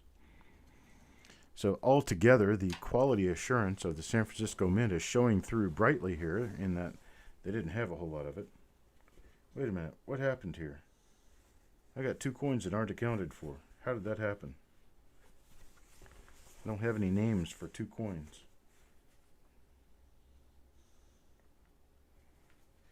Well, I tell you what we're going to do. We're going to look at coin number 49 and look at coin number 50. And we'll get the names that go into those coins after the broadcast. Unfortunately, after the broadcast. Coin number 49 is this one right here. Coin number 49 is this coin right here. Somebody's going to get a buy error right there. And that's coin number 49.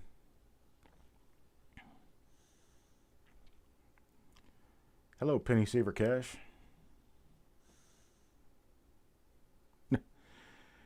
Midnight, I can't just bin these. I've already got 50 spots accounted for, I do believe. Let me check and make sure that I got all 50 spots accounted for in here.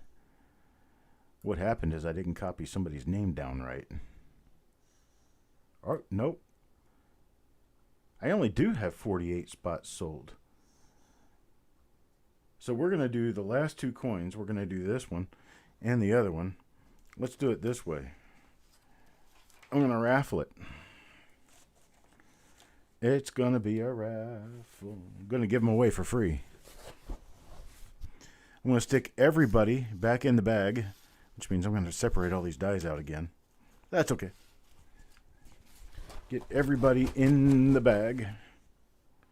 Okay, so I have all 48 accounted for coins in the bag. And so what I'm going to do is pull somebody out, and they're going to get it for free. This is who belongs to coin number 49. Adam. Adam gets coin number 49, so I'm going to put his name on a chip.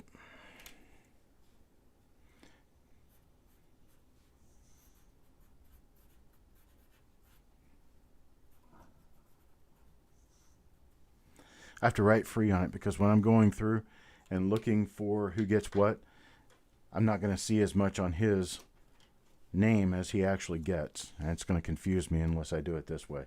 So this is Adam's coin. He gets a buy error. Nice, nice, nice.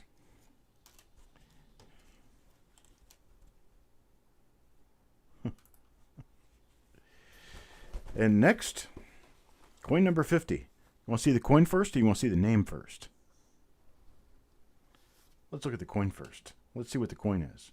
This is an end roll coin, so it's not going to be very pretty on the obverse because it was sticking out on the obverse. So it's good that it gets to go to a new home for free because, well, it's not as pretty as it could be. Let's look at the reverse side, see if there's anything on the reverse worth talking about. There's a little tiny struck through underneath the U of pluribus. First U of pluribus, anyway. There's that little thing. Looks like a louver vent. nothing else here on coin number 50. Let me get coin number 50 inside of its slot, and then we'll draw a person for it. And who is it going to belong to? Deanne. Deanne gets this one. So I'm going to do a free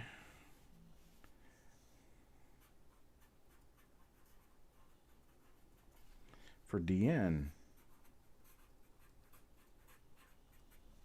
There we go. So they get the last 2 coins in the spot. I don't know how I only sold 48 spots, but that's the way it worked. So we have Adam and Deanne get free coins. Now, we've got these 7 right here. These 7 spots right here will be free spots in an upcoming roll that I'll be doing this coming week. Get a good look. Those spots will already be accounted for at the time that I sell a particular roll this coming week.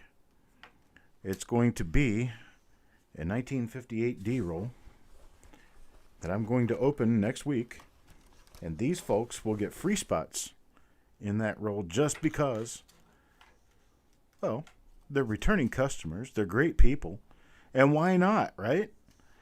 I want you guys all to be watching because we may actually have audience participation giveaways during this show. It's going to be a show that's going to come up, I'm going to say next Tuesday. It'll probably be next Tuesday I may actually just do it at 8 p.m. just because.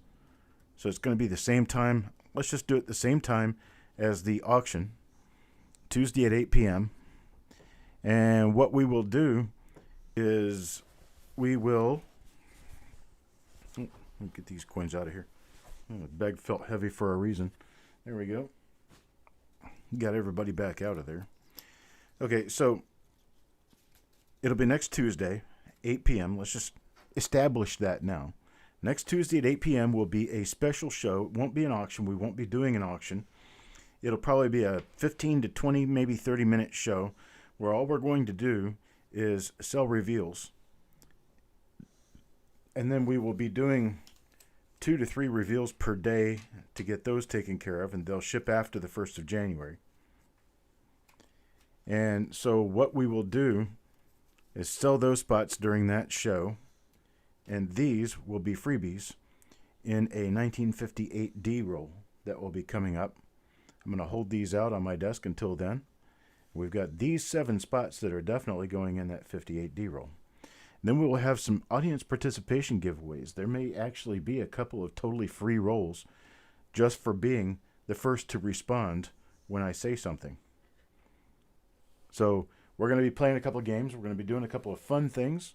And it's going to be next Tuesday evening. That way you don't have your withdrawals as badly as you thought you might, because we will actually have a show next Tuesday evening.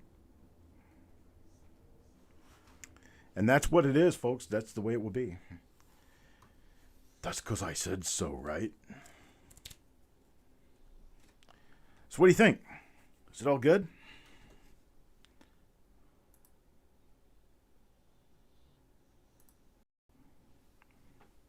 Ooh. My camera is zoomed out wrong. Let's see. Let's do this.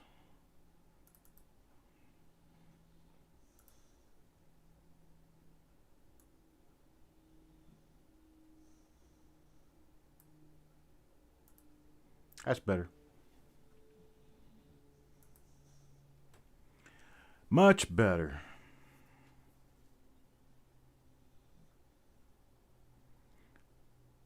Tried to tell me about my camera? What about my camera? At least you can see Dimbilly over here. He's resting. He's resting from all the naps that he's had. He's exhausted. There he is. There, now you can see him laying over there. Right next to my name.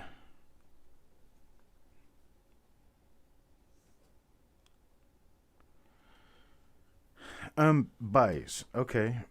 Buys are die errors. Die errors happen during the strike process where the die actually chips out, it breaks inside the area of liberty. Excuse me. Damn medication. Um, as for value, you would have to consider that they are actually less common than RPMs, simply because a die has to be used to the near full extent of its life, and it has to break out right there. Whereas an RPM, the doubling on the mint mark is in there from the very time that the die is created. So every coin minted by a die that has an RPM on it is going to reflect that RPM. But with buys can start out as a completely normal die. And some of these dies that we've seen on some of these other coins, we pass right by the Liberty because we don't notice anything at all. They could have broken out into the Liberty area as a die break later on, causing what we would know as a buy. And I like them. I think they're interesting. I like them as a type. I'm not really sure I'd want to collect them by the die, but there are people who do collect them by die. And some of the dates are actually kind of scarce because there are only a couple of known buy dies for those particular issues. Let's say, for instance, that maybe 1959 Philadelphia is one of them, and finding a buy on a 1959 Philadelphia would be very difficult because there's only like one known die. I don't know that that's true, but Shermanator as Coin Dragon says, yeah, Shermanator. The Shermanator.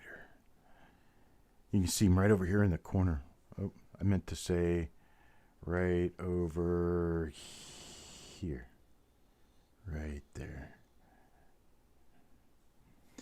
You generally do only see them in the 40s and 50s, and the reason for that is because the dies have to be used an exceedingly long period of time to get to a point where they're going to break like that. And that only occurred with the uptick of manufacturing Lincoln cents through the 40s and 50s. There were a lot more of them made in the 40s and 50s than were in the teens, 20s, and 30s. And so if you go back to 1917, you have far fewer coins, so there's a lot less of a chance of having that late of a die state.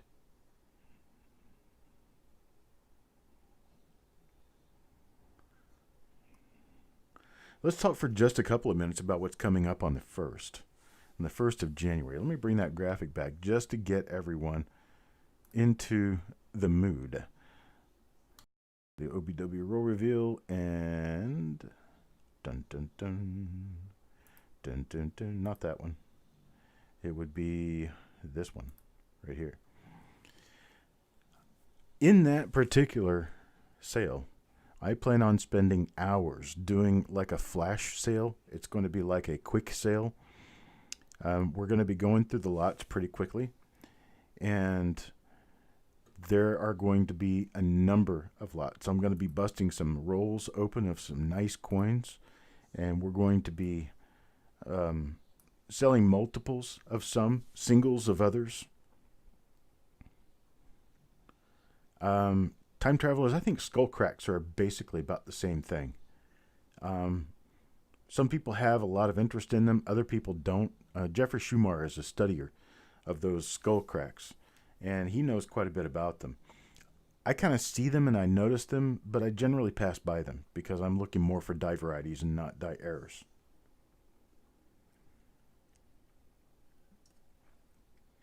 So this huge sale that we're going to have on January 1st, you don't want to miss it because there's going to be a number of things there that are going to be worth well over $1.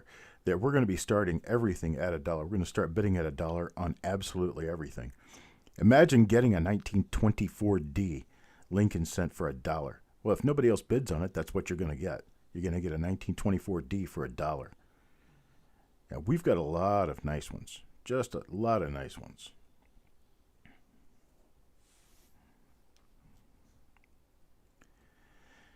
And then, of course, we've also got the show coming up on Tuesday at 8. I'll go ahead and throw something up on Facebook about it, and then I'll do a short video on YouTube about it to remind you guys. But we're going to go ahead and have a show Tuesday at 8, and that's going to be 8 p.m. Eastern Time, 8 p.m. Eastern Time on Tuesday, Oh, wait a minute. I can't do that. Okay, scratch that whole idea. It's got to be Monday. It's got to be Monday. Tuesday is my wedding anniversary. Tuesday the 24th of December. That's my wedding anniversary. 23rd of December, we can do this show. And what we can do, you know what? Let's skip that altogether. Let's do it tomorrow. That way I can do reveals over the weekend. How does that sound to everybody? Yeah, she'll understand if I have a show. Exactly, right. That's my wife for you. She'll understand, that's for sure. Tomorrow. We'll do it tomorrow. Tomorrow at... What time works good for everybody? We get a 7 p.m. Eastern or an 8 p.m. Eastern. How about that? 7 or 8 p.m. Eastern? I can't do it on Christmas Eve. Sorry, folks. That's just not going to happen. We'll do it tomorrow. Do it now? Marshall's looking at me like, come on, let's do it now. I want it now. Tomorrow at 7 p.m. Eastern, we would do a show where all I'm going to do is sell reveals. That's it. I'm going to pull out some rolls. We're going to do some Christmassy fun. I'll be wearing a special hat. Do it now. I don't think so. I don't want to do it right now because there was no announcement and people didn't have a chance to get out and do this. And I don't want it to be one of those things where people are thinking that I'm playing favoritism or being special to certain people. 6 Central. That's right. 7 Eastern, 6 Central. Yes, same time. 7 p.m. Eastern, 6 p.m. Central, 5 p.m. Mountain, 4 p.m. Pacific. Why, thank you for the happy anniversary. We will be having anniversary dinner not on... Here's the deal. There was a place out on the Anna Maria City Pier restaurant that did a crab boil. My wife loves crab. And they did a crab boil, and we would go there every Christmas Eve and have crab right out on the Anna Maria City Pier in Bradenton, Florida. And that became our traditional dinner for our anniversary. And then we moved. And when we moved, we went back over there one year to do our traditional dinner. And then when we moved here, it's like, well, we're not going to go all the way back down to Bradenton just to do our traditional anniversary dinner. So let me find a spot that serves crab here in Raleigh, North Carolina. That's a really good place to serve crab here in Raleigh, North Carolina. A place that has good reviews. Over 1,000 reviews, and they are 4.5 stars with 1,000 reviews. So I called the place because I was a little confused about when they're open, and they're not open on Christmas Eve or Christmas Day. I'm like, well, that doesn't really work out very well because, well, 24th is our anniversary. So I'm going to go ahead and make our dinner plans for the 26th. I'm going to go ahead and reserve them for the day after Christmas, and we'll just go 2 days after our anniversary and have a big crab feast. That's the one dinner that I really spent a lot of money on my wife. I throw all the crab she'll eat at her. I mean, anything she'll eat, whatever kind it is, however much, I don't care how much it is. It's crab. It's good crab, whatever it is. I don't know. I hear the food at this place is absolutely scrumptious.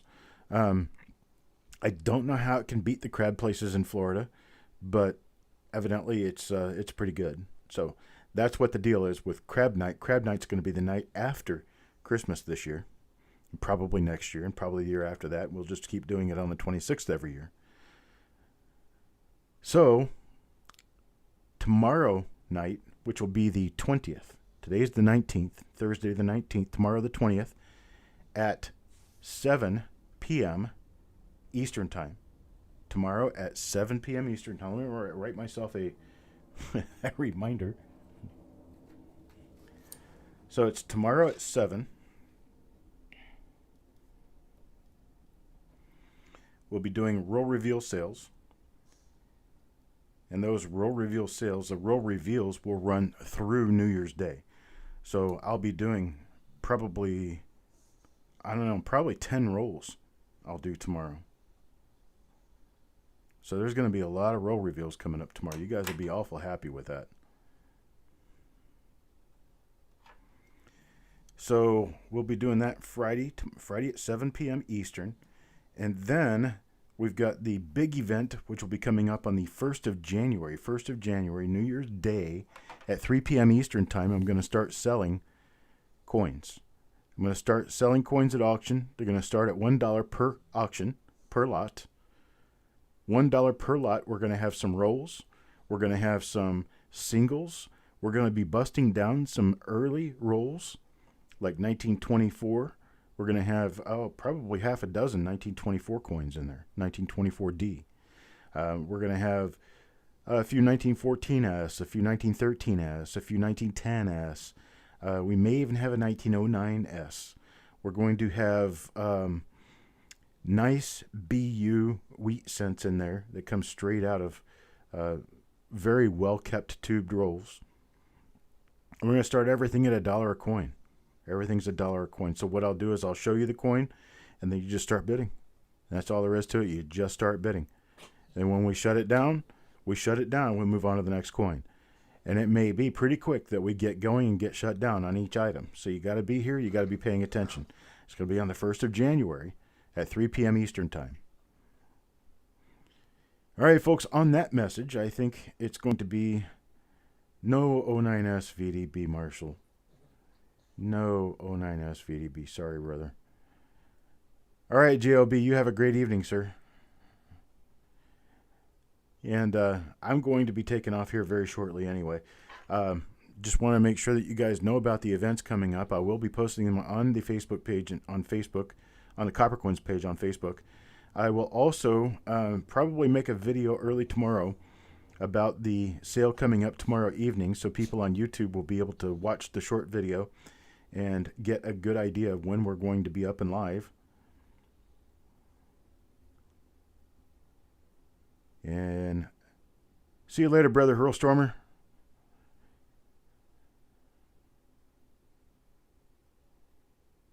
It's too early in the afternoon for you. Well, midnight, the one thing though, even if it is too early in the afternoon at 3 o'clock, it'll probably be running till close to 6.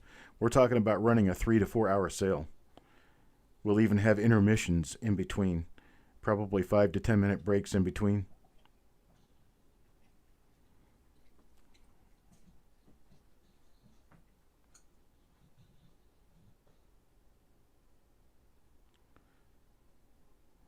But there we go. I don't know if they're doing a Q&A show tonight, but they may be doing it. Do you know anything about that, Coin Dragon? Anything about the Q&A? Who's hosting it?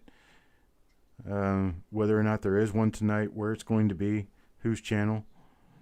If you know anything about that, you can go ahead and post it up there. I left the Q&A because I didn't have time to continue. I didn't have the time, and I don't have the proper resources to be on that show. It's not that I didn't like the show. I didn't have any disagreements with anybody. So you think Ken is doing it tonight? If you search Ken Peavy on YouTube, you'll find his channel. And I think these days it's usually either Mantic, Blues, Coins, or Ken who is hosting that show.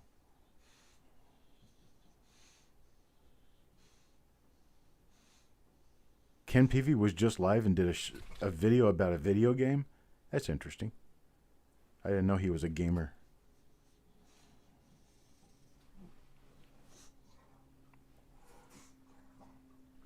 My dog is wallowing on the floor right behind me. Oh, and he took it down?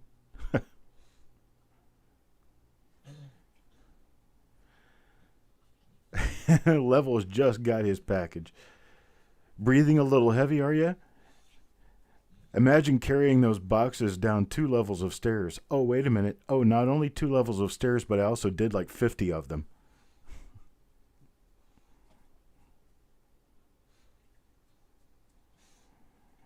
I hope you have fun with it, Levels. Well, you're out of breath, but I'm going to say this one more time prior to leaving this stream. We're going to be having a show tomorrow evening at 7 p.m. Eastern Time where we're going to be selling roll reveals for the following 2 weeks. And that's all we're going to be doing. It's not going to be an auction. We're not going to be auctioning coins regular. We're just going to be selling spots and the roll reveals. We've got that. And then on the 1st of January, we're going to have a $1 sale. We're going to have hundreds of coins starting at $1 a piece. $1 per lot. Oh, the elevator is out on your side, so you live right across the hall from Penny, right?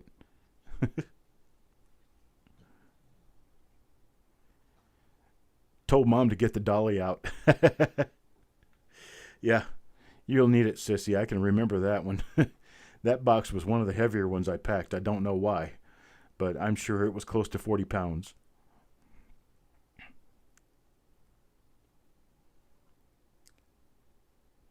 Steve, yours is packaged and ready to go.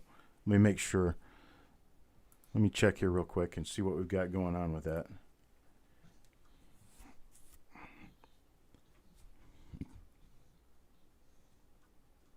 Steve Elliott.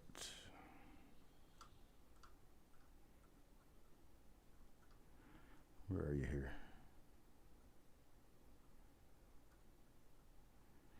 Hang on a second. Steve Elliott. Did you get your... Let me move my keyboard over here so I can... Did you get your tracking through PayPal? You should have gotten your tracking information through PayPal, because I have a tracking number for you.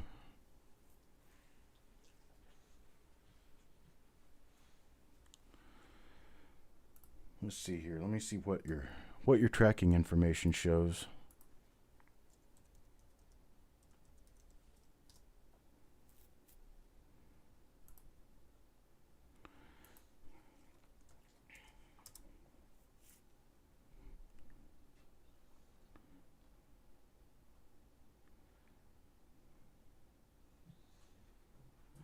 Whoa. Says it was returned to the sender on December 17th because of an incorrect address. Okay. Then that means I'm probably going to get it back in the mail. I don't understand how that could happen. I could take a... We'll talk about this later. But I'm going to have to bring up the label and actually find out what happened on the label. But that's what I got the notification. Your item was returned to the sender on December 17th, 2019 at 9:38 a.m. in Knoxville, Tennessee because of an incorrect address.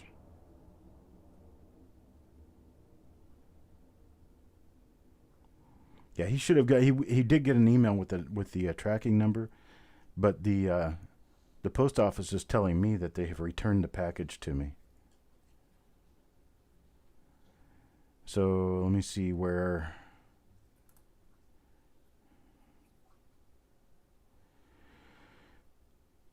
Okay, they've done a... It got there. It got into Knoxville December 14th. And here it is, the 17th, 2 days ago. They did a return to sender on it. USPS picked up this item on the 13th of December. So at this point, sorry, brother, it's not my fault, but they're going to get it back to me and I'll get it back over to you again. And that's what we've got going on with that.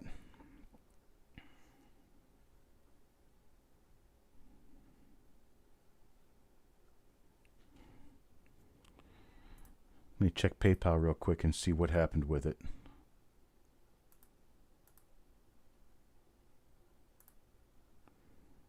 Dum dum dum dum dum dum. PayPal's running a little slow. Let's see, what was your...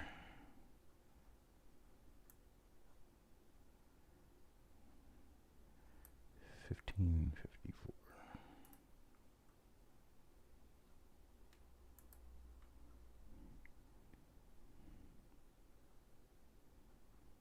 Still looking. Hang on just a second here. Got a long list of invoices to get through.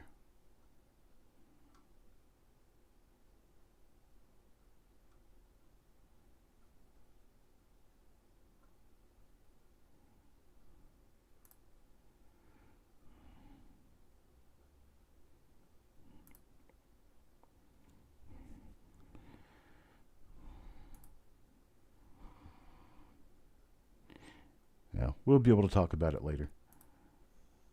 As I know the package went out, but it says it's been returned to me. 1732 I've not shipped. 1732 is still here. That was a roll reveal, right?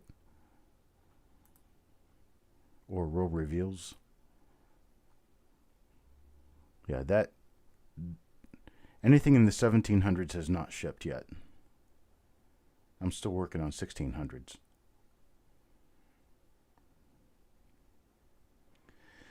But we'll talk about it. I'll get in touch with you after this.